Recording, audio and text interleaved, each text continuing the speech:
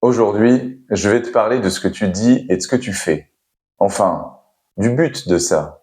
Du but qui se découvre devant nous quand on se sert de la communication non violente pour comprendre notre fonctionnement.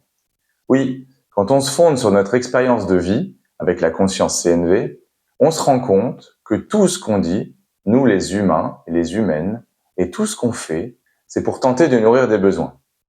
Même quand l'attitude de la personne en face de nous paraît tellement incongrue, c'est une tentative, parfois désespérée ou tragique, de remplir un besoin. Toujours.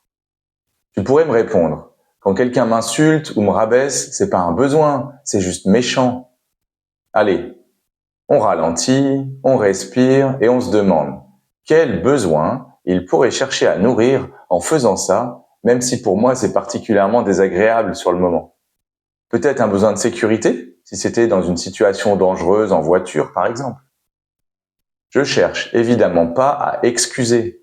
C'est pour comprendre, c'est pour me relier, c'est pour me donner plus de chances de pas le prendre contre moi, et du coup mieux le vivre.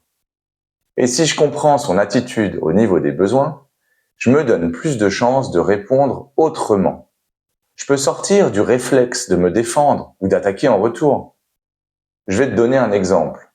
Un jour, ma fille me dit d'un ton sec, t'écoutes jamais quand je parle. Je pourrais être tenté de réagir au quart de tour, façon chacal, et dire « Parle-moi autrement déjà ». Mais là, je respire et je me rappelle. Tout ce qu'elle dit, c'est une tentative de nourrir un besoin.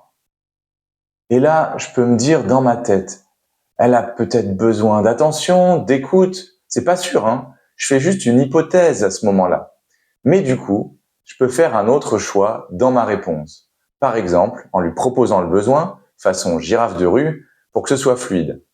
Est-ce que tu veux être sûr que je suis vraiment là avec toi maintenant quand tu parles? Avec cette réponse, je me donne beaucoup plus de chances de continuer à pouvoir communiquer d'une manière constructive entre nous.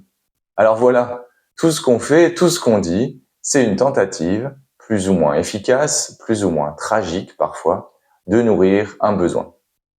Alors, la prochaine fois que c'est difficile pour toi de percevoir où l'autre veut en venir, ou même que tu as l'impression de te faire agresser, tente le coup. Répète-toi dans ta tête que la personne en face cherche juste à remplir un besoin, même si ça semble pas super efficace. Et essaye de deviner le besoin en question. Je parie que ça va changer l'énergie entre vous.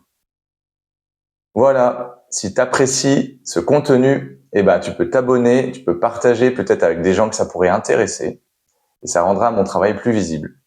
Merci et à bientôt.